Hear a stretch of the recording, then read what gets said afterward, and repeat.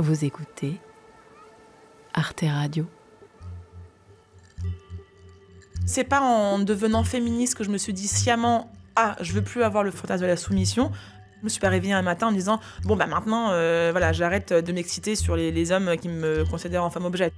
Enfin, tu peux le dire, mais après, tu peux rêver de ça, tu peux te toucher, et finalement, t'as un flash qui arrive, et finalement, c'est ça.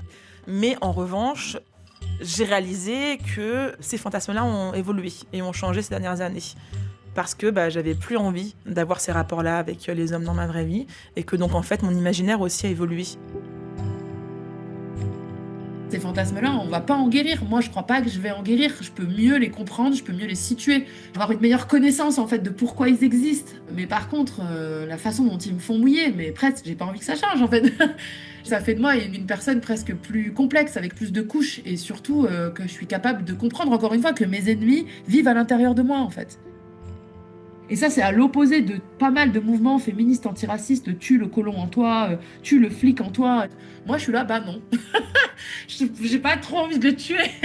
Je peux ne pas lui laisser avoir une hégémonie dans mon moi, mais je peux certainement pas le tuer en fait, parce que ça fait partie de moi, que je le veuille ou non.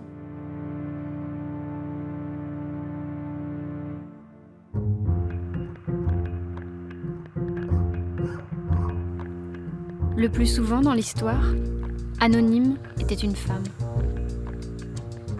Les bras se sont levés, les bouches sont exclamées. Maintenant, il faut des mots. Ça dure toute la vie, une évasion. C'est tout le temps à refaire.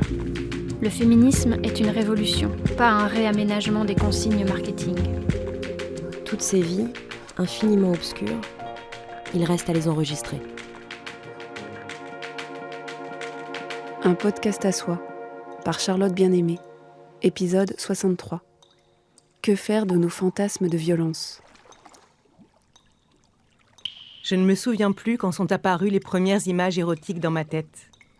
Ce que je sais, c'est que très jeune, j'ai été habitée par des fantasmes de contrainte et de violence. Un scénario revenait souvent, celui d'un viol, avec plusieurs hommes qui me séquestraient et m'attachaient à des sortes de cages en fer. Je sais que nous sommes nombreuses à connaître ce genre de fantasmes, à ressentir de l'excitation devant des scènes de violence sexuelle dans les films, les livres, les séries. J'entends déjà ceux qui ricanent, qui disent « Tu vois ces féministes, elles luttent contre les violences sexuelles, mais c'est ça qui leur plaît au lit. Elles manifestent pour l'égalité, mais elles cherchent les bad boys et les fessées. Quelle contradiction !» Je ne ris pas avec eux. Nous grandissons dans la culture du viol et de l'inceste. Comme l'explique très bien Chloé Thibault dans son livre autour de la pop culture, on nous apprend à désirer la violence et pas uniquement dans le porno. Je me souviens de plusieurs films, vus certainement trop tôt, où des scènes de viol étaient érotisées. Je repense aux princesses et aux sirènes Disney qui se frottent dans le sable chaud ou se prélassent dans leur chambre, attendant qu'un prince s'introduise par la fenêtre, les enlève ou les embrasse dans leur sommeil. Aux baisers volés, à celles plaquées contre le mur qui disent non et puis finalement oui. Ça n'a rien de contradictoire que ces images nous habitent. Bien au contraire, c'est tout à fait logique, même si nous luttons contre cette violence au quotidien. Mais maintenant, qu'est-ce qu'on fait avec ça ? Pour se sentir justement aligné avec soi-même, ses aspirations, ses valeurs et ses désirs. Est-ce qu'on essaie de ne plus penser à ces fantasmes ? De les garder pour soi, dans un coin de sa tête ? De les remplacer ? Est-ce qu'on les met en pratique ? On les joue ? On s'en moque ? C'est ce que je me suis demandé dans cet épisode, en interrogeant des femmes aux expériences multiples, en articulant pensée féministe et pensée queer, en partant des marges aussi.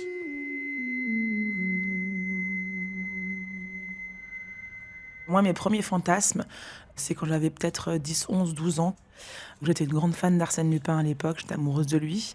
Et le soir, je m'imaginais qu'il montait par la rambarde de ma fenêtre et puis qu'il entrait dans ma chambre pour me surprendre dans mon lit. Ça n'allait pas plus loin. C'était juste des étreintes ou un baiser. Une fois que j'ai commencé à me masturber, autour de 13-14 ans, mais vraiment sciemment, j'utilisais ces images-là pour atteindre l'orgasme. Je sais que ça me faisait du bien, et donc je continuais à m'imaginer ça. Et j'avais pas du tout un ressenti de c'est sale, c'est pas bien. Et je pense que jusqu'à mes 20 ans, la sexualité que j'avais n'avait rien à voir aussi avec mes fantasmes à ce moment-là. Je cloisonnais vraiment mes fantasmes chez moi toute seule et ma masturbation et ma sexualité avec les hommes. J'étais plutôt en l'attente de voir ce qu'on allait me montrer aussi, presque limite passive à voir ce qui se passe. Des trucs un peu moyens et donc je me suis dit bon bah allons voir ailleurs. J'ai découvert donc les milieux plutôt libertins. Un ami d'amis qui m'avait vue et qui s'était dit que je pourrais être une bonne candidate. Sur le physique, je pense, il cherchait vraiment des jeunes filles étudiantes. Il y avait quand même ce truc de on ramène de la chair fraîche à ces soirées-là, donc on fait une sorte de recrutement. Et donc les milieux libertins à Paris, c'était des riches trentenaires, quarantenaires, cinquantenaires. Donc il y avait des personnes du show business, des entrepreneurs, des propriétaires d'hôtels. Et donc ils organisaient des soirées privées dans leurs appartements. Donc c'était très bling-bling comme milieu. J'étais pas très impressionnable. J'attendais rien de ces hommes-là. J'ai commencé à relationner avec des personnes plus vieilles. J'étais vraiment juste curieuse de découvrir quelque chose de différent. C'était que des couples, donc hommes-femmes, mais moi je venais toute seule. Ce qui m'excitait, c'était déjà de savoir que je pouvais avoir des relations avec des hommes plus vieux, riches, d'entrer dans ce rapport de soumission-domination. Ça répondait aussi à des fantasmes que j'avais toute seule et que j'avais jamais vraiment réussi à pratiquer avant. Et moi j'étais dans le rôle soumise. Ça m'excitait énormément de voir que j'étais vraiment leur chose et qu'ils pouvaient faire ce qu'ils voulaient de moi. Étrangler, tirer les cheveux, être un peu plus violent. La sensation répondait à ce que je ressentais quand j'étais seule, à fantasmer. J'allais au bout de qui je suis, je me donnais pas de limites, sauf les limites que j'avais moi-même, et j'étais libre de les dire. Et j'étais fière de faire partie de cette communauté-là parce que ça sortait de l'ordinaire pour moi. Je me sentais en confiance, forte, parce que j'avais fait ça, parce que c'était pas la soirée normale de quelqu'un. C'est là aussi où j'ai commencé à mettre en place ces pratiques hors soirée. Ce qui m'intéressait, c'était vraiment ce côté domination de l'homme sur moi. C'était des hommes de à peu près mon âge à ce moment-là, donc 25-26. Je leur demandais d'aller plus fort, d'aller plus loin, claquer des fesses, étrangler, des bandeaux pour les yeux, etc. Des cordes pour attacher. Je fantasmais vraiment sur le fait d'être une femme objet. C'est l'autre qui prend toutes les décisions, c'est l'autre qui te bouge, qui bouge ton corps. Tu as une sorte de liberté aussi dans le laisser aller. Vous faites ce que vous voulez de moi, je me donne à vous, je ne veux plus prendre de décision, allez-y, quoi. Les hommes surtout étaient ravis. Ils voulaient dominer en fait. Et donc je tire aussi certaines fiertés. En fait, je me suis toujours dit, si j'ai ces fantasmes-là, le fantasme du viol, le fantasme de l'intrusion, le fantasme de la soumission-domination, c'est que ils ont besoin d'être assouvis. Et si j'y pense, c'est comme ça que je suis. C'était vraiment un endroit de liberté complète. C'était l'endroit où je voulais pas me brider. Je viens d'une famille très traditionnelle et catholique. J'ai toujours été une petite fille modèle et donc quand j'ai grandi, je sentais que le seul endroit où je pouvais m'émanciper, c'était par ma sexualité. Et donc c'est vrai que me dire c'est quand même un peu abusé d'avoir ce fantasme-là, vaut mieux pas le faire, c'est dangereux. Non, en fait, pourquoi ? Ça m'empêche déjà de faire tellement de choses dans la vie, de travailler là où je voulais, de faire les études que je voulais. J'ai répondu aux attentes de ma famille et de la société. Et donc, c'était le seul endroit où je m'empêchais pas.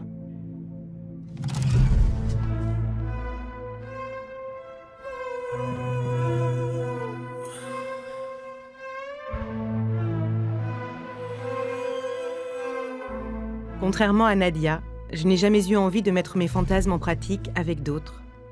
Je les gardais pour la masturbation. Et ils ne m'apparaissaient pas pendant la sexualité lorsque j'étais en couple hétérosexuel. Je n'en avais pas particulièrement honte, mais je ne savais pas trop quoi en faire. Le fantasme du viol, par contre, me posait vraiment problème. C'est ce que beaucoup de femmes ont raconté à Rebecca Lévy-Guillain. Elle est sociothérapeute et sociologue. Lorsqu'elle préparait sa thèse autour du consentement, beaucoup de femmes lui ont parlé des fantasmes de violence, sans qu'elle les ait spécifiquement interrogées dessus.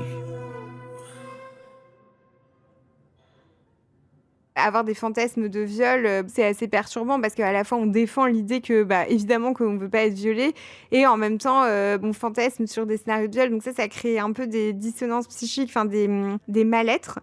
Il y a une partie des femmes qui ont un peu honte, qui culpabilisent en ayant le sentiment de ne pas être féministe, mais même si elles ne se disent pas féministes, de ne pas être une fille émancipée, libre, en disant ouais, je veux pas ça du tout. Et il y a aussi beaucoup de femmes qui jugent que justement les fantasmes, ça échappe un peu à toutes ces questions-là. Justement, la sexualité, c'est juste l'endroit où on exprime des désirs animaux, presque instinctifs, et que du coup, c'est mes fantasmes, mais c'est tout. Dans la vraie vie, je ne suis pas comme ça au quotidien, mais justement, dans cet espace-là, je veux pouvoir occuper ce rôle sans me préoccuper d'enjeux politiques. J'ai beaucoup de femmes qui viennent après des ruptures amoureuses et notamment après des relations d'emprise, qui évoquent en fait des fantasmes qu'elles ont commencé à développer dans le cadre de cette relation. Et en fait, souvent, ça commence par des échanges de sextos qui commencent à décrire des pratiques qui les excitent. Et là, le partenaire introduit progressivement des pratiques qui deviennent de plus en plus des scénarios. Progressivement, en fait, ils appliquent plus ou moins ce qu'ils se sont dit par sexto. Par exemple, des fellations où les mains sont attachées dans le dos, donc ils mettent en scène un peu une situation d'enlèvement ou de contrainte. Ça peut être éjaculation sur le visage, sur la poitrine. Après, il y a tout aussi ce qui est contrainte plus ou attachée au lit. Et en fait, il n'y a jamais eu de discussion sur qu'est-ce qu'on en pense, est-ce que c'est quelque chose qu'on a envie d'expérimenter, ou toutes les réflexions qu'il y a eu dans les communautés BDSM pour en fait dire stop, là, on sort du jeu. Ça pose beaucoup de questions parce que c'est pas du tout non plus clair que les personnes arrivent et disent en fait, je voulais pas du tout, ces fantasmes, c'était les siens, il m'a fait croire que c'était les miens et du coup, j'ai fait des choses dont j'avais pas envie. Pas du tout, parce qu'en fait, ça amène à beaucoup de honte, de culpabilité, de confusion aussi parce qu'elles ont pas du tout dit non, que en fait la sexualité, elles trouvaient ça génial avec ces partenaires-là et du coup elles disent à la fois que c'est pas forcément agréable, que ça pouvait leur faire mal, que elles avaient pas d'orgasme, que c'était mieux avec d'autres partenaires qu'elles avaient pu avoir en termes de sensations physiques, mais c'était l'impression de connexion avec leur partenaire. Et le fait que dans ces moments-là, je pense à une par exemple qui disait que c'est dans ce moment-là qu'il lui disait qu'il l'aimait. Évidemment, je pense pas que l'option de culpabiliser, se dire « Ouh là là, on a ces fantasmes et c'est une catastrophe », je pense que ça, c'est pas une solution qui soit très productive. Après, je pense que ça demande quand même avant de les mettre en pratique, ça mérite une réflexion et au moins une discussion avec ses partenaires de ok, là, qu'est-ce qu'on va faire? Pourquoi on est en train de le faire? Et qu'est-ce que ça va avoir comme impact? Parce qu'en fait, je pense quand même que vivre des situations dans lesquelles on vit des violences physiques ou mais même morales, se faire cracher dessus ou avoir des bleus après avoir pris des coups, je sais pas si ça laisse vraiment zéro trace, c'est une question, mais en tout cas, on peut pas partir du principe que non.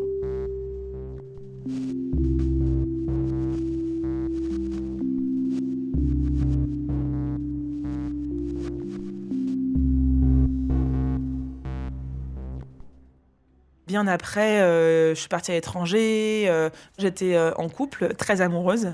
J'avais 24 ans, 25 ans. Et jusqu'à mes 28 ans, j'ai vécu avec lui. Et mon partenaire donc, de l'époque était dans ces pratiques-là. C'est lui qui m'a fait découvrir aussi l'orgasme à deux.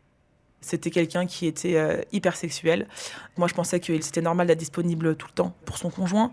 Qu'en fait, si tu n'avais pas envie, il fallait se forcer. Que l'appétit vient en mangeant. Par ma sexualité, je voulais être une femme objet. Et donc, du coup, je voulais être disponible. Mais dans les milieux libertins, je choisissais mes moments. Alors qu'en fait, en relation amoureuse, finalement, c'était tout le temps comme ça. Mon partenaire, quand je disais stop, c'était pas entendu. Pas tout le temps, en tout cas. J'ai eu des violences sexuelles avec lui, du viol conjugal. C'était quelqu'un aussi qui a des problèmes d'alcool. Et donc, pendant 1 an, j'ai préparé mon départ. Et puis, j'ai trouvé une coloc et je suis partie. J'ai fait une thérapie d'ailleurs, j'ai vu des psys pour sortir de cette relation. Les violences conjugales, BDSM ou pas, elles existent. Le BDSM peut en revanche être une excuse pour aller plus loin, plus fort et dire après, mais pourtant, en fait, c'est ce qu'on avait dit, c'est ce qu'on aime. Il se sert de ça comme d'un outil. Parce que c'est beaucoup plus dur en tant que soumise dans le BDSM de dire non, j'aime plus cette pratique ou je veux plus, mais pourtant, ça fait 2 ans qu'on fait ça, pourquoi tu m'aimes plus ? Tu me désires plus, pourquoi tu veux plus le faire alors qu'on l'a fait, peut-être être contente pendant 2-3 ans. Je sortais de ma relation avec mon conjoint, mais j'allais quand même voir des amants qui rejouaient avec moi des jeux de fantasmes. Et je disais, j'ai envie que tu me surprennes, que tu me bandes les yeux, que tu m'attaches, que tu fasses ce que tu veux de moi. J'avais plus rien à faire, je bougeais pas. Et c'est lui qui faisait tout, quoi. J'avais besoin d'un cadre pour contrôler mes fantasmes. Là, il y avait un vrai cadre. C'est là où je pouvais dire stop.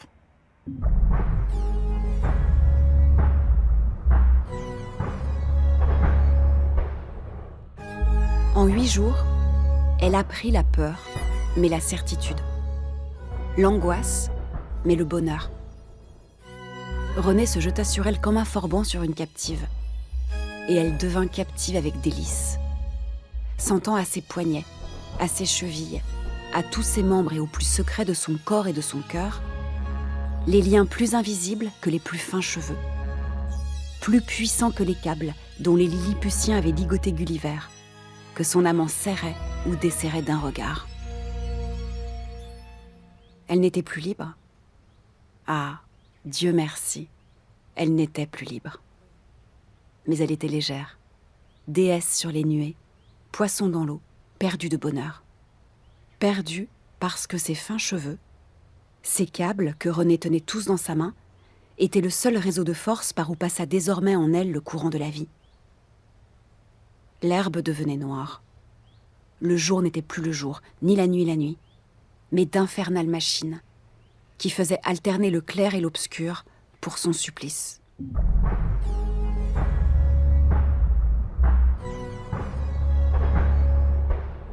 Ce texte est issu du roman Histoire d'eau de Pauline Réage, paru en 1954. Nadia l'a lu lorsqu'elle avait 15 ans.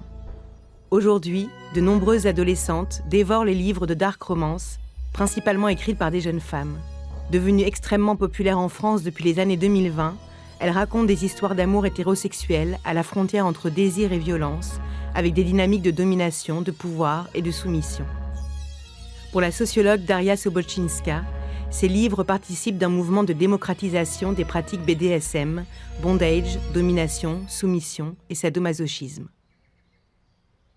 Daria Sobotchinska lance actuellement une recherche portant sur la sexualité positive. À l'origine, le mouvement sexe positif, né dans les années 80, s'est construit comme une sexualité minoritaire. Il s'agit de réfléchir collectivement afin de s'émanciper des normes sexuelles ordinaires. Cela passe par des conférences, des écrits et des discussions, des ateliers collectifs aussi, autour du consentement, des fantasmes, et par l'exploration d'autres types de sexualité, à travers le simple toucher, le lâcher-prise ou des moments de sexualité à plusieurs. Le BDSM peut faire partie de ces explorations. Dans ses recherches, Daria Sobotchinska a constaté que ce mouvement sexe-positif tendait aujourd'hui à être récupéré.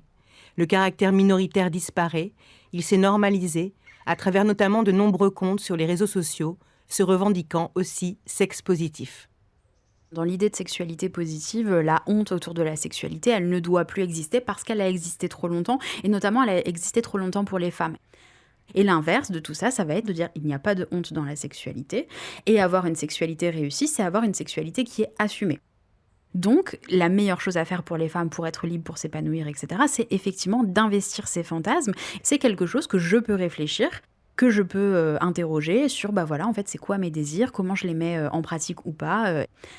Et explorer ces fantasmes, ça peut se faire par la pratique. Donc soit la pratique à deux, en disant voilà, on va vous donner des tutos, des manières de faire, des lieux éventuellement pour aller en parler, parce que parfois on fait la promotion d'ateliers de présentation du BDSM. Ça peut être aussi invité à explorer ces fantasmes, mais cette fois-ci d'un point de vue un peu plus individuel, par la masturbation par exemple, avec le fait d'offrir des supports de fantasmes. Donc, votre fantasme, c'est la domination. Voilà, tel podcast érotique, tel porno audio. Mais si, aujourd'hui, c'est possible pour tout un tas de femmes, notamment de femmes qui ne font pas partie de communautés spécifiques, d'investir les scripts de la domination, c'est parce que ces scripts, ils existent déjà et qu'on leur offre ces scripts-là. Typiquement, le succès absolument mondial et écrasant de 50 nuances degrés, ça a clairement participé à dire, notamment aux femmes, il y a un autre type de sexualité qui est possible. Vous pensiez que c'était un truc complètement farfelu, très sombre, de communauté, que vous vouliez pas croiser, que c'était extrêmement violent, etc., etc. En fait, ça peut prendre la forme de belles histoires d'amour. En plus, ils sont riches, alors ça ne gâche rien. Pareil avec la dark romance. En fait, ça montre qu'il y a d'autres manières de faire. C'est-à-dire qu'à mesure où il y a justement tous ces scénarios-là qui se popularisent, ils mettent en scène la violence, mais ils mettent en scène la violence en la rendant aussi acceptable. Ça participe aussi à dire, ça fait partie de l'ordinaire de la sexualité et vous pouvez l'investir. Finalement, ces scénarios de violence, oui, ils sont stigmatisés. Parce que aussi, on est dans une époque où le terme de violence est quand même très porteur de sens, notamment pour les femmes, parce qu'on fait tout de suite le lien avec les violences sexuelles. Mais en même temps, on a des modèles qui disent la violence, ça peut être investie comme il faut, entre guillemets, donc comme il faut, dans le consentement et dans la discussion, etc. Le doubles injonctions entre, d'un côté, évidemment, il faut fuir la violence, etc. Notamment quand on est féministe, il faut être très critique de la violence et tout, bien sûr. Mais de l'autre côté, il y a un autre type de violence dans lequel on peut aller, et là, ce serait les scripts sexuels de mise en scène de la violence.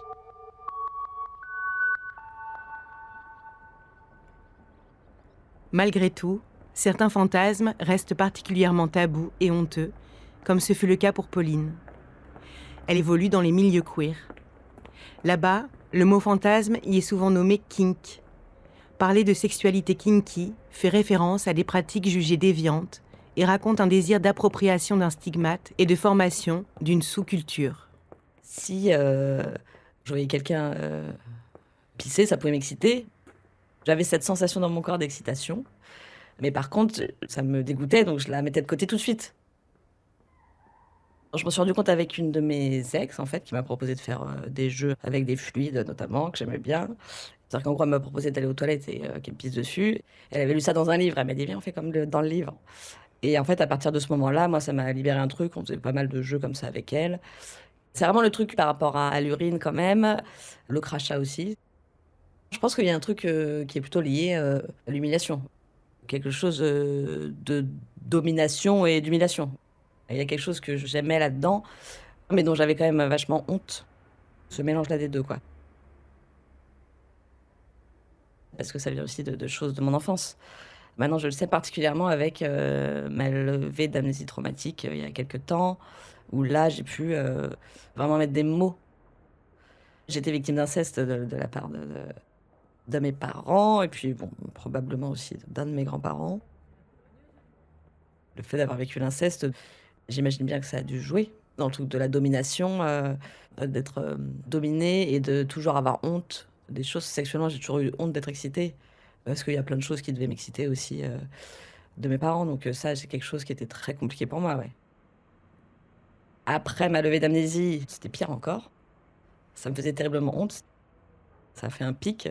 Mais j'en ai parlé à mon partenaire, qui lui était super ouvert et m'a dit on pouvait essayer. Donc en fait, avec lui, j'ai commencé à aller là-dedans et ne plus avoir honte. Je suis vraiment allée sur des sites. Je me suis dit, voilà, c'est comme ça, maintenant j'assume. Mais donc à un moment donné, j'ai rentré dans un rituel où je me masturbais en regardant ça. Sans ça, c'était pas possible. C'était devenu une sorte de systématisme, pas lié à l'excitation. C'est-à-dire, j'étais pas excitée dans mon lit. Je me disais juste, ah bah tiens, je vais faire ça avant de dormir. Je fais ça et en 5 minutes, je jouis. Donc, une sorte de consommation aussi. En développant ça, j'avais de moins en moins honte, mais par contre, j'avais plus d'autres moyens de jouir. À un moment donné, j'arrivais plus à jouir, en fait, avec mon partenaire. Donc, je me suis dit, ça a créé plein d'effets boule de neige, en fait, très compliqués. Et du coup, je pense que j'ai perdu aussi de l'excitation sexuelle tout court. À un moment donné, je me suis dit, non, je ne vais plus du tout le faire. Je voulais même plus y penser. Je voulais fermer toutes les portes. Mais bon, non, c'est pas possible. Ça marche pas du tout. Ça marche pas, ça revient en fait. C'est inéluctable, ça revient. Et ça, c'est la grande question pour moi, une question qui est encore en cours, c'est-à-dire comment on peut vivre ces fantasmes sans que ça nous enferme dans quelque chose. On s'est dit ensemble qu'on allait commencer une période d'abstinence, qui évidemment est une abstinence avec beaucoup de désir en même temps. Donc, tu te touches l'oreille, après, t'en peux plus. Et donc, du coup, là, je me suis dit que j'allais juste redécouvrir mon corps sans jouir. J'ai enlevé l'orgasme, en tout cas, comme but. Et l'orgasme, il est lié vachement au kink. Donc, en fait, ça l'a enlevé naturellement. Il n'est pas venu dans ma tête et je ne l'ai pas rejeté. C'est juste qu'il n'était pas là, en fait. Parce que pour moi, les kinks, c'est l'accès à la jouissance. Il y a complètement un truc d'efficacité, quoi, qui est lié que au mental, qui est même pas lié à l'excitation du corps. Enfin, c'est lié que à la tête, quoi. Donc je me suis juste dit, je vais me reconnecter à mon corps en étant beaucoup dans la lenteur. Mon corps était très sensible. Et ça, c'était super parce que j'ai jamais eu ça. D'habitude, il faut toujours que j'appuie très fort, etc. sur mon sexe. Là, je sentais que des petites choses pouvaient me faire du bien, ce qui était nouveau. C'est-à-dire, je me touchais un peu le clitoris et je sentais un truc fort dans mon clitoris, en fait, qui était lié juste à mon corps et qui n'était pas lié à ma tête. Alors que d'habitude, l'excitation hyper forte, elle monte par la tête, par le mental. Elle vient après, en fait. Et alors là, j'ai découvert juste que mon corps pouvait être excité, en fait, juste lui-même. Je pouvais me concentrer sur les sensations de mon corps, fermer les yeux, contracter le périnée, sentir que ça monte. Et en fait, je fais beaucoup de edging, donc en montant jusqu'à l'orgasme et puis en arrêtant avant l'orgasme. Donc c'était aussi incroyable, quoi. Et donc plus je faisais ça, plus j'étais excitée, en me touchant très peu. Et avec mon partenaire aussi, du coup. On a vraiment vécu des trucs qu'on n'avait jamais vécu depuis qu'on se côtoie. J'ai réussi à jouir avec lui alors qu'il me touchait très peu, ce que j'avais jamais réussi à faire avant. Juste en étant hyper connectée avec lui, sans un kink.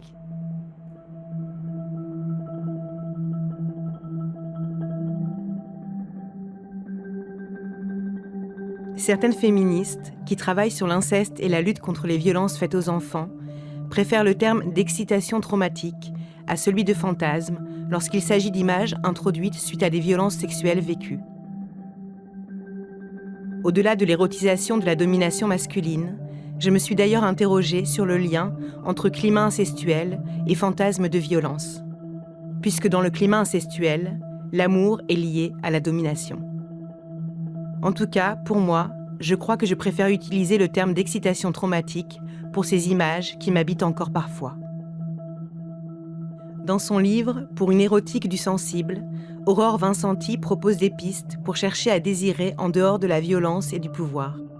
Elle est chercheuse, diplômée en sexologie clinique. Pour elle, même si ces images sont profondément ancrées en nous, comme elles ont été construites socialement, il est possible, si on en ressent l'envie, de les déconstruire, de les transformer, de les remplacer, d'en ajouter d'autres. Et ce long travail passe avant tout par le corps. Se dire je vais arrêter de penser aux violences dans ma sexualité et de nourrir ma sexualité de violence, ça ne va pas marcher. La piste que j'emprunte, c'est de continuer de penser à la violence si c'est ce qui nourrit notre sexualité pour l'instant, et le faire avec beaucoup d'indulgence et de douceur, surtout pas de culpabilisation ou de honte à avoir. Et je ne suis pas sûre qu'on se débarrasse à tout jamais d'un imaginaire de violence, et ce n'est pas très grave. Il faut aussi être doux et douce avec la possibilité que ça continue d'émerger dans nos sexualités et que ça nous dérange ou au contraire que ça nous satisfasse à certains moments. Et voilà, aborder ça avec une vraie amitié pour soi dans ces moments-là, mais apporter autre chose, amener une autre piste. Je dirais qu'il y a une première étape essentielle de désexualiser le corps. Déjà arrêter de le génitaliser à tout prix, revenir à de la sensation, nos zones érogènes. Je rejoins les pistes et les perspectives qui proposent des grèves du sexe ou une sobriété sentimentale. Il y a vraiment quelque chose de l'ordre de récupérer sa peau. Moi, je dis sauver sa peau. Réenvisager son corps comme une immense surface et une immense profondeur sensible. Aller vers autre chose que des sensations sexuelles. C'est ne pas chercher ces sensations sexuelles à tout prix. C'est vraiment récupérer le corps comme étant aussi un endroit de recueillement presque avec soi. Et je propose de regarder comment on se touche, comment on se masturbe. Est-ce qu'on se touche avec un objet, avec sa main ? Est-ce que c'est la main, par exemple, qui touche le sexe ? Ou est-ce que c'est le sexe qui touche la main ? À partir du moment où je remarque que c'est plutôt ma main qui va bouger sur mon sexe, ou plutôt mon sexe qui va bouger sur ma main, je propose d'inverser. Et c'est souvent là que ça ouvre « Tiens, j'avais jamais essayé ça ». Je sais pas, mais ça invite à autre chose. J'ai d'autres sensations qui naissent à d'autres endroits. Si je modifie ça, si j'ajoute tel ingrédient, qu'est-ce que ça me fait ? Qu'est-ce que je sens ? Et le corps inscrit, comprend, digère l'information. Ça, c'est vraiment quelque chose que j'ai compris en travaillant sur le traumatisme. On s'est rendu compte qu'un accompagnement thérapeutique sur le trauma ne pouvait pas se satisfaire d'une thérapie par la parole. Que la parole, elle ne permet pas de sortir du traumatisme. Le langage n'interrompt pas les flashbacks, n'interrompt pas les terreurs, les angoisses. Donc, Ces chercheurs et ces chercheuses se sont dit, il nous manque quelque chose, et se sont rendus compte que c'était par la pratique corporelle qu'on se sortait de ces violences, par le mouvement, par le geste. Il y a une espèce de recablage, en fait, qui opère. Et c'est installer une nouvelle habitude. Nos sexualités, elles sont guidées par des habitudes. Et les images qui nous habitent, ce sont des habitudes. Donc pour trouver d'autres habitudes, le corps est notre meilleur allié. Si je me mets dans un état de détente et que je concentre mon attention sur une partie de mon corps, que je la fais éventuellement bouger, il peut aussi me venir des images différentes. Je peux tout à coup... je sais pas, c'est tellement intime et personnel ce genre d'images que je voudrais pas faire habiter des images qui seraient les miennes, mais il m'est arrivé d'avoir même presque des images mythiques avec des animaux ou des végétaux qui pouvaient habiter mon imaginaire à mesure que je me plongeais dans l'exploration d'une partie de mon corps, ça peut arriver. Et puis, il y a aussi une autre approche qui consiste à... J'aime beaucoup la littérature, et dans certains textes, je vois des images, on me propose des images que je trouve merveilleuses. Je peux penser par exemple à un texte de Gabriela Cabezón Camara, qui est une autrice argentine, qui fait un très beau texte qui s'intitule « Les aventures de China Iron ». Elle a tout un passage sexuel avec une rivière, une lagune. Je me suis coulée dans l'été. Du sable, de la terre, de la boue, des corps qui s'entremêlent, qui sont à moitié végétaux, animaux. Dans les murs qui pendaient aux arbres rouges, emplis d'elles-mêmes. Et d'une grande, grande sensualité. Dans chaque arbre, je me suis plongée. Et que j'incorpore en fait. Et donc je me laisse habiter par ces images et je peux avoir un rapport sensoriel à l'eau par exemple. La rivière est très importante dans mon imaginaire, pas uniquement sexuel mais en général. Et j'ai su la volubilité de mon cœur, la quantité d'appétit que pouvait avoir mon corps. J'ai voulu être la mûre et la bouche qui mordait la mûre. Je suis très touchée par les pensées écoféministes qui prônent une connexion ou un lien au vivant. On touche à la sexualité, on touche à bien plus grand que la sexualité.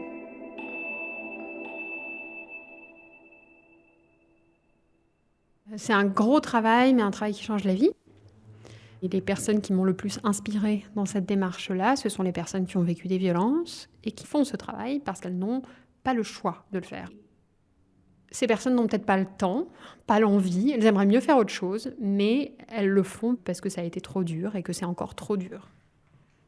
Je suis très émue de l'interpénétration entre la question de la réparation et de la création. C'est-à-dire que la réparation, c'est une force créatrice.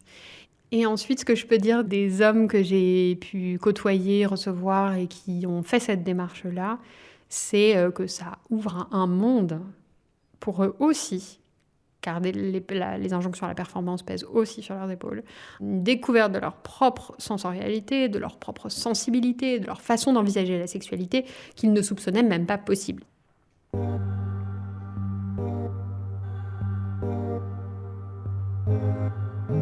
Les mots d'Aurore et ce texte m'ont fait écho à ce que je vis souvent depuis que j'ai une sexualité lesbienne. Une sorte d'état modifié de conscience. Dans l'intensité du moment, je vois apparaître des animaux marins, des baleines et des orques surtout, des sirènes aussi, beaucoup d'eau et de feu. Mes fantasmes ont totalement changé. Au fil des années, les images de violence ont disparu. Je n'ai pas décidé un jour de les faire partir, de me restreindre, mais j'ai compris qu'elles ne me faisaient pas du bien. Je n'en voulais plus, je n'en veux pas. Je pense que le changement s'est fait progressivement, à mesure que je m'ancrais à nouveau dans mon corps et que je chérissais une nouvelle sexualité, accompagnée par l'avancée de plus en plus puissante dans mon chemin féministe, comme ce fut le cas pour Nadia. Après avoir quitté son compagnon violent, elle découvre les milieux féministes et pose des mots sur les violences. Elle affirme aussi sa bisexualité et découvre d'autres expériences, dont une première avec une femme. Avec cette femme-là, on est rentré plutôt dans la découverte du corps de l'autre. Prendre le temps, en fait. On n'était pas obligé, en fait, de tout de suite aller à l'orgasme. Juste, on se découvre. C'est quelque chose qui m'a fait beaucoup de bien. Au corps aussi. C'était mon premier retour à la douceur de moi aussi, à ma propre douceur. Et en parallèle, je relationnais avec un homme qui, lui aussi, était très doux. Pas de pratique spéciale, voilà, juste quelqu'un qui est présent et qui ne me demandait rien. Avec cet homme aussi, il y avait beaucoup de préliminaires en fait. Il n'y avait pas forcément de sexe pénétratif aussi. Il y avait une intensité, pas une intensité de performance. C'était une intensité de deux corps qui se rencontrent, de deux corps qui se répondent et qui sont dans l'instant présent. Deux corps qui se tournent autour et il y a quelque chose qui réagit, l'autre chose va réagir et du coup en réaction à ça, il va se passer ça. Une sorte de danse en fait où il n'y avait pas vraiment de but et de voir que je n'étais pas obligée de donner aussi de mon corps en fait. Que lui était juste là aussi pour me faire du bien. Je pense que c'est ça qui m'a fait comprendre que toute la sexualité que j'avais eue avant, j'étais vraiment dans la performance, dans le spectacle de moi. J'ai réussi en fait donc à me réapprivoiser mes fantasmes et mon corps, mais sans m'en rendre compte. J'avais toujours des fantasmes quand même d'hommes plus vieux, de soumission, de domination. J'étais moins dans cette attente ou en tout cas en train de me dire je vais assouvir ces fantasmes-là. J'étais de moins en moins dans la recherche de soumission-domination. Je voulais plus jouer à ça.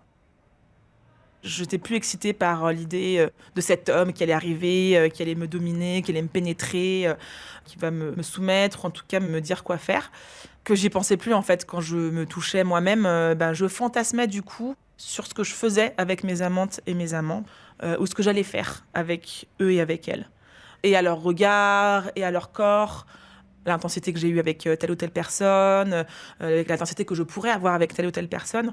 Je fantasmais de plus en plus à l'intensité. C'est dans la manière d'embrasser, c'est dans l'intention aussi qui est de prendre pleinement le corps de l'autre et de le tenir d'une manière intense, mais pas dominante, quoi. Tu peux avoir une étreinte forte sans qu'elle soit dominante, sans en fait chercher à lui faire du mal, sans chercher à créer une réaction d'étouffement ou de griffure ou de « je vais te laisser une marque ». Et ça, je l'ai découvert ces dernières années, que c'était possible de le faire. De son côté, après avoir redécouvert la jouissance du corps sans convoquer ses fantasmes, Pauline souhaite aujourd'hui poursuivre l'exploration du BDSM. Comme d'autres personnes queer contactées pour cet épisode, elle m'a expliqué que ces pratiques dépassent la seule domination et soumission ou la recherche de la douleur. Elles peuvent passer par des mises en scène de scénarios très élaborés. Il peut aussi s'agir d'expérimenter les sensations provoquées par le fait d'avoir le corps contenu, enlacé par des cordes, mais aussi de découvrir la jouissance simplement déclenchée par des récits chuchotés à l'oreille. Dans les milieux queer, ces pratiques s'accompagnent aussi de nombreuses réflexions autour de la gestion des traumatismes. L'endroit où c'est intéressant, c'est quand je suis dans des positions d'humiliation, par exemple si on me crache dessus, etc., pendant longtemps, avec différents fluides, je suis déjà rentrée en transe. C'est un état de bien-être fou. J'ai l'impression d'avoir pris de la drogue. Je plane complètement et en effet, je suis un tout, j'appartiens à l'univers, quoi. C'est pour ça que je peux supporter la douleur, je peux supporter plein de choses, en fait. Je suis remplie et connectée au monde et à l'univers. On ressent tout très fort et de façon... C'est ça qui est incroyable, c'est comment le corps est capable de supporter. C'est des choses que je pourrais jamais supporter, même en termes de griffures, de fessées. Quand on parle de la douleur, c'est pas du tout des choses que je pourrais supporter si j'étais pas dans cet état-là. Et je vois que mon corps pourrait aller très très loin là-dedans, parce qu'on ressent tout de manière différente, en fait. Alors que la dissociation, quand je le vis, c'est une absence, c'est pas un plein. Quand on a vécu un trauma, et notamment par rapport à l'inceste, quand quelque chose est trop douloureux en fait à vivre, pour pouvoir vivre cette situation qui est intenable, mentalement et physiquement, en fait, à un moment donné, on se dissocie de notre corps, c'est-à-dire c'est comme si même on se voyait au-dessus, sans aucune émotion. Parfois sans ressentir aucune douleur, justement, c'est pour ça que c'est très différent de la transe, c'est qu'en fait on ne sent plus rien. On ne sent plus rien juste pour pouvoir vivre et passer ce moment. La dissociation, je suis vraiment dans une absence de moi, de tout. Je suis plus dans mon corps du tout, je le sens. Alors que quand je suis en transe, je suis dans la plénitude. Mais tout est rempli en fait de partout, quoi. En fait, c'est comme si tout d'un coup, je pouvais vraiment m'abandonner à l'autre et appartenir à l'autre, ne plus avoir honte et que ce soit vraiment une chose très belle et très excitante, sans honte. Et du coup, une connexion à mon partenaire, en fait. Je pense que c'est par rapport à la vulnérabilité que ça offre. La vulnérabilité, c'est ce qui a fait, en tout cas, mon trauma, et je pense pas mal de trauma quand on est enfant. Et en fait, pour la première fois de ma vie, la vulnérabilité que j'ai là, c'est une vulnérabilité qui est complètement choisie et qui n'est plus subie. Bah oui, c'est quand même fort en fait. Je sais pas, c'est aller dans des endroits de soi qu'on ne connaît pas forcément. Me dire, bah ça, j'y vais pas et je reste dans une sexualité plus vanille, comme on dit, où je ressens les trucs dans mon corps, c'est super. Mais là, pour moi, il y a un chemin mental en fait. Et de toute façon, comme c'est là, je vais pas m'en débarrasser du jour au lendemain. C'est des choses qui m'excitent, c'est là, donc autant en faire quelque chose. Et c'est vrai que je vais pas m'en passer du coup.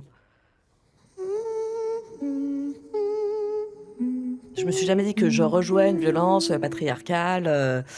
Évidemment, en fréquentant que des personnes queer. J'étais pas avec des mecs cis-hétéros qui peuvent représenter le patriarcat. J'ai fait des soirées BDSM où il y avait des mecs cis-het un peu âgés. J'ai fait des crises d'angoisse. Je peux pas rejouer, pour le coup, dans mon trauma. C'est pas possible de le refaire avec ces personnes-là. Ça, j'y arrive pas. Ce qui est intéressant de BDSM, c'est que tu peux explorer les deux parties. De me dire, je vais dominer, me donne extrêmement de confiance en moi dans ma vie, me permet de dépasser mon état de soumission dans le quotidien.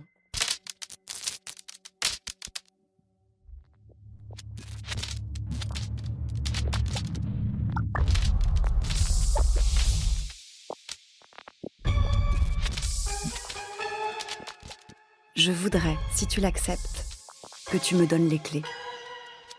Dans tous les sens du terme, mon amour. Je te propose une prescription. Je souhaite avec toi une séance BDSM où je m'assierai sur ton siège d'exercice, où je prendrai ta place et où tu me parlerais de la tension permanente qui t'habite entre contrôle et angoisse. Tu sors avec une domina, mais tu n'as jamais vraiment osé te laisser aller. J'aimerais t'offrir cette occasion. Je voudrais t'allonger sur le divan, nu de partout. Ensuite, je t'attacherai au fur et à mesure de ton discours et tu ne pourrais plus te cacher. Je viendrai titiller ton corps et tes fantasmes contenus. Tu ne pourrais plus fuir le vulnérable chez toi. Et si tu tentais l'esquive, je viendrai te chercher avec toute la douceur et la fermeté que tu me connais. Doigts, cordes et regard pour outil. L'enfant thérapeute deviendra grand. Dans un autre temps, qu'on définira ensemble, on switchera. Je n'ai jamais trouvé quelqu'une pour me dominer, moi. J'en ai envie avec toi. Je voudrais que tu m'invites à une séance de soumission où je pourrais être dans un lâcher-prise inconnu. Que tu me fasses céder sous tes dents, sous des lanières, sous du silicone. Et peut-être même que tu me pénètres là où je n'ai jamais laissé personne me pénétrer. Dans tous les sens du terme, mon amour. Moi aussi, je pense qu'il est temps que je travaille sur l'abandon. Pour retourner ceux que j'ai subis, familiaux ou sociétaux, et que je te laisse m'offrir la confiance que tu me proposes depuis longtemps déjà.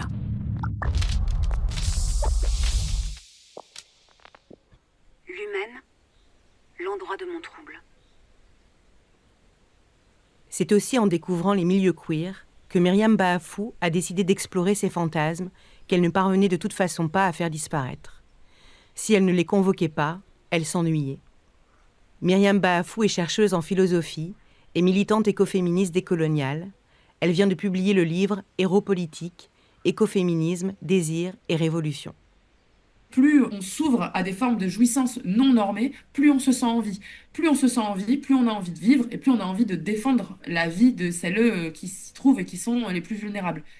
C'est pour ça pour moi que le BDSM il est aussi important, c'est qu'en fait ça me fait vivre des états de transe qui me ramènent à une forme inessentielle de l'existence et qui pour moi sont au cœur de comment je fais de l'écologie aujourd'hui. Je ne suis pas juste en train de me donner du plaisir et de me donner un orgasme, je suis en train de me rappeler que je suis un être très petit, inessentiel dans le monde. C'est ça aussi, dans le fait d'être une minorité, donc de genre, de classe, de race, on doit se tenir tout le temps. On nous apprend à tenir plein de casquettes tout le temps. Alors moi, en tant que chercheuse, il faut toujours que je sois le top de qui je suis. Et pareil en politique, d'ailleurs, c'est pas que le capitalisme qui fait ça. Dans les milieux militants, on doit être des machines à produire, à parler, à écrire des manifestes, à être présente aux actions. Et en fait, dans l'espace BDSM, à un moment, on peut se permettre d'abandonner en fait toutes ces casquettes-là. On fait confiance à quelqu'un de nous voir dans un état d'abandon. Mais qui peut aujourd'hui voir des femmes racisées dans un état d'abandon? Qui peut faire ça en fait? Et c'est hyper puissant en fait pour moi. Je crois que ce qui m'excite dans la sexualité, c'est de voir que c'est problématique. Ce qui est jouissif, c'est qu'on s'engouffre dans une espèce de spéléologie dans les grottes du soi et de l'intime et des traumas et du passé et des fantasmes et du truc sale et honteux, mais pour en arriver à un moment où en fait il y a une opacité. On sait très bien qu'il ne va jamais advenir cette espèce de réconciliation totale où on va se fondre l'un et l'une dans l'autre. Donc ça donne de lieu à de la souffrance pour moi, mais cette souffrance, elle est jouissive. Je crois que c'est ça, moi, qui fait que ça ne peut pas être un autre type de sexe. Et je dis pas, par contre, ça ne veut pas dire que le BDSM est la forme la plus aboutie de toute sexualité. Je crois vraiment, vraiment, vraiment pas ça. Je suis certainement pas en train de dire que c'est des pratiques qui sont accessibles, qu'elles doivent être démocratisées, que toute personne qui fait du sexe doit faire du sexe BDSM. Enfin, c'est pas du tout ça que je pense. Et toute ma question, en fait, c'est de savoir comment on peut chérir les rapports de conflictualité sans retomber, en fait, dans des formes d'hégémonie de la violence. Alors ça, pour moi, c'est tout le travail des personnes qui sont à la fois dans le féminisme et le BDSM.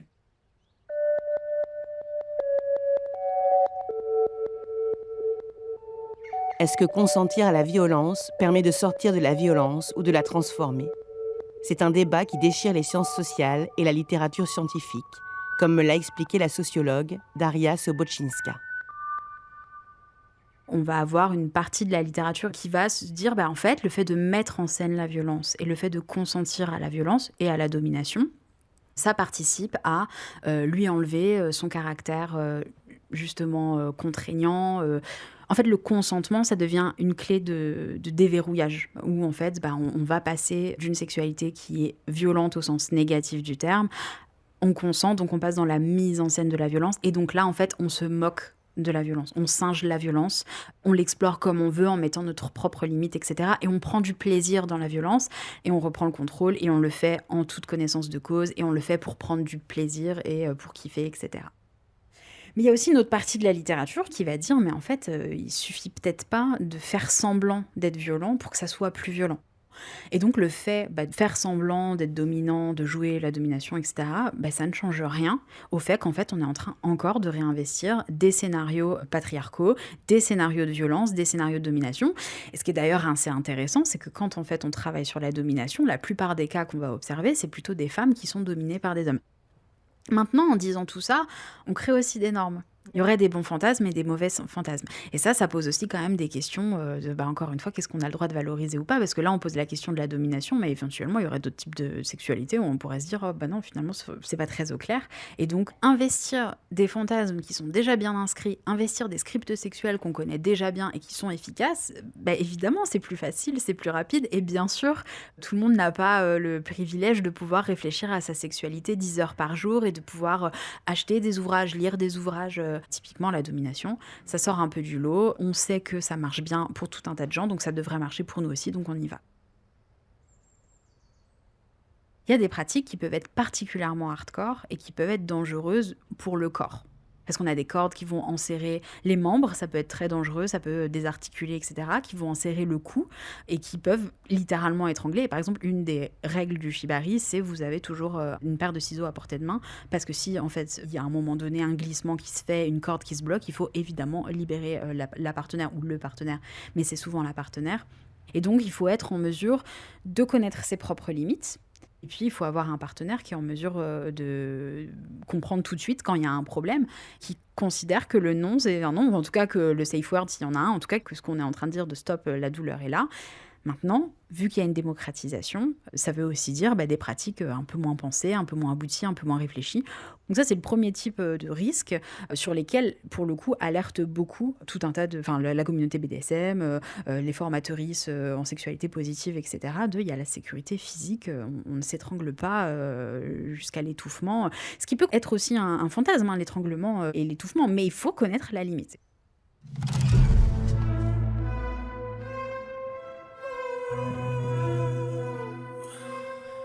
Aujourd'hui, je suis en couple avec un homme et en ouvert.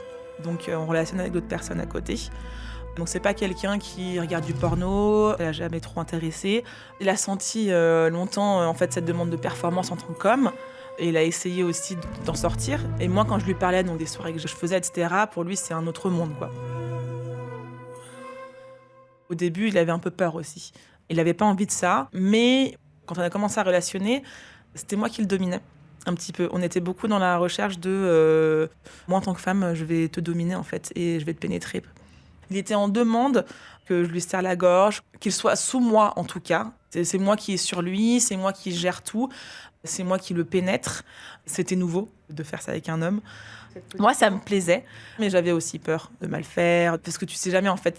Est-ce que je lui fais mal? Est-ce que je lui fais pas mal? Est-ce que là, je vais pas trop loin? Est-ce qu'il faut que j'aille plus loin? Est-ce que c'est extrêmement stressant d'avoir vraiment une personne qui te dit fais ce que tu veux de moi, tu vois. Et je me dis mais comment font les hommes en fait? Parce que moi, ça m'angoisse de faire mal à l'autre sans m'en rendre compte, quoi. Maintenant, on est plus dans une sorte de ballet. C'est juste le ballet des corps, le toucher, le fait de se répondre. La pénétration n'est pas obligatoire. Et puis, chaque jour est différent, on va dire. C'est très intense, alors qu'on n'est pas du tout dans un rapport de soumission-domination. Ça fait partie de la vie, mais c'est pas la chose la plus importante dans notre couple, comme ça aurait pu l'être dans d'autres relations que j'ai eues. Moi, ça m'a vachement aussi rassurée. Je comprends mieux mes fantasmes aujourd'hui. Je sais pourquoi ils étaient là. Et aujourd'hui, maintenant que j'ai réussi, on va dire, à sortir de ça, à le déconstruire, je vais trouver mon plaisir ailleurs.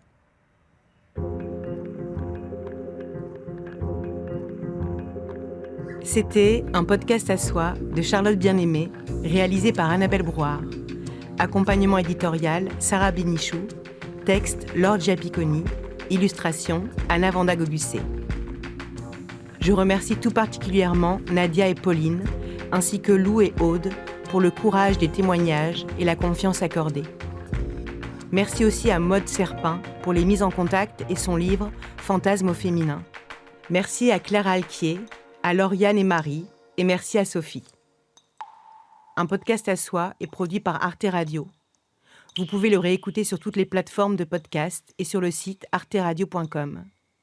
Écrivez-nous à l'adresse unpodcastasoi@artefrance.fr, sur le Facebook d'Arte Radio, l'Instagram Charlotte Bien-Aimée.